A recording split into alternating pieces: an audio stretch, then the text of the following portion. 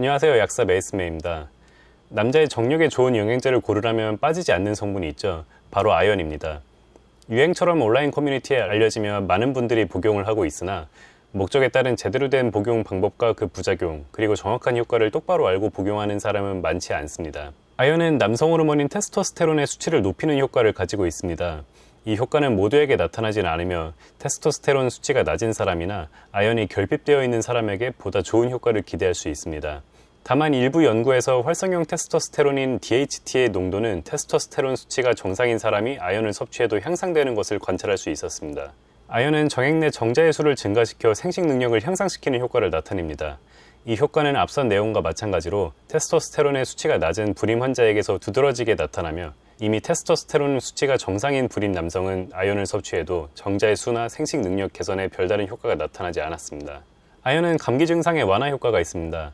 비록 아연액에서 감기를 예방하는 효과는 보이지 않았습니다만 감기를 앓는 기간이나 콧물이나 기침, 인후통 등의 증상을 다소 완화시킬 수 있는 것으로 나타났습니다. 다만 이 효과는 아연을 로제지, 즉 사탕의 형태로 일일 촉 75mg 이상 복용할 때 나타났으며 저용량으로 복용하거나 그냥 삼키는 알약의 형태로 복용하는 경우 효과에 대해서는 입증된 바 없습니다. 75mg의 아연은 매우 고용량입니다. 이 용량으로 일주일 이상 섭취하는 것은 권장하지 않으며 사탕으로 나오는 아연 제품은 미국에서는 매우 흔하지만 우리나라에는 제품이 없는 것으로 보입니다. 아연은 여드름에도 효과를 보입니다. 아연은 여드름 완화에 가장 데이터가 잘 갖춰진 영양소로 여드름이 심한 사람은 대체로 피부와 혈액에 아연이 부족한 것으로 나타나기도 했습니다. 90mg 이상의 고용량 아연으로 임상시험을 진행한 경우가 많으나 30mg과 같은 저용량으로 진행한 대규모의 임상시험에서도 유의미한 여드름 완화 효과가 나타났습니다. 아연의 부작용이 다른 미네랄보다 빈번하게 나타나는 것을 감안하여 여드름 완화를 위해 복용하시더라도 일일 30mg의 용량을 넘기지 않기를 권해드립니다. 비만과 대사증후군을 앓고 있는 청소년을 대상으로 진행한 소규모 임상시험에서 아연이 인슐린 저항성과 혈당 수치를 개선하는 데에도 효과를 나타냈습니다. 단 다른 임상 연구를 통해 체내 아연 수치가 이미 충분했던 사람에게는 이런 효과가 나타나지 않는다는 것이 밝혀졌습니다. 지금까지 아연의 대표적인 효과들을 알려드렸습니다만 이 효과들의 공통점을 찾으셨나요? 그것은 바로 아연을 충분히 섭취하는 사람보다 이미 결핍된 사람에게서 대체로 더 뛰어난 효과가 나타난다는 사실입니다. 본인이 이미 아연을 충분히 섭취하고 있는 분이라면 아연 영양제로 큰 효과를 기대하기 어려울 수 있습니다. 하지만 아쉬워하실 필요는 없습니다. 아연 결핍은 생각보다 흔하기 때문이죠. 아연은 여러 경로로 배출되며 섭취해도 몸 안에 저장이 되지 않아 다른 미네랄보다 더 쉽게 결핍되는 경향이 있습니다.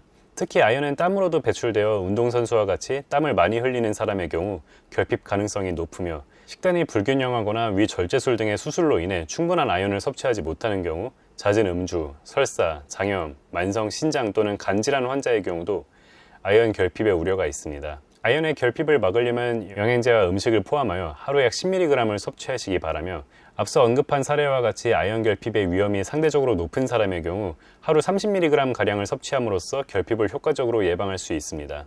물론 아연은 몸에 저장되지 않아 매일 섭취하셔야 합니다. 아연이 유행처럼 커뮤니티에 소개되며 부작용이 제대로 알려지지 않은 채 최대 무해 용량인 50mg씩 매일 섭취하는 분이 종종 보입니다. 50mg의 아연을 매일 복용하는 경우 위장장애의 발생 빈도가 상당히 높을 뿐더러 한 달만 복용해도 적혈구의 항산화 요소 ESOD의 활성을 감소시켜 체내 항산화 기능 유지에 지장을 초래할 수 있습니다. 고용량의 아연 섭취는 구리의 결핍을 유발할 가능성도 있습니다. 올해 발표된 미국의 60대 여성의 사례입니다. 이 여성은 TV 건강 프로그램에서 50mg의 아연 섭취가 갑상선에 좋다는 소개를 듣고 매일 50mg의 아연을 1년가량 섭취하게 됩니다. 빈혈, 피로, 짧아진 호흡, 흉통, 근육통, 복통, 어지러움을 호소하며 응급실에 오게 된 이 여성은 구리 결핍증을 진단받았으며 아연 섭취를 중단하고 일일 2mg의 구리를 정맥 투여하여 치료할 수 있었습니다. 이 여성은 위 우회 수술을 받아 건강한 사람에 비해 영양소의 흡수가 원활하지 않았을 수 있습니다만 건강한 사람 역시 고용량의 아연 섭취를 주의해야 하는 데는 변함이 없습니다.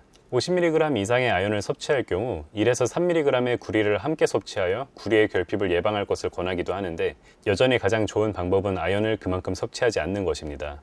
아연이 가장 풍부한 음식 1위는 압도적인 차이로 굴이 차지하였으며 굴 6마리로부터 무려 52mg의 아연을 섭취할 수 있습니다. 그 다음은 소고기, 닭다리, 두부, 돼지 등심 순으로 대부분의 아연은 육류로부터 섭취할 수 있어 채식주의자는 아연 섭취에 보다 신경 써야 할 것으로 보입니다.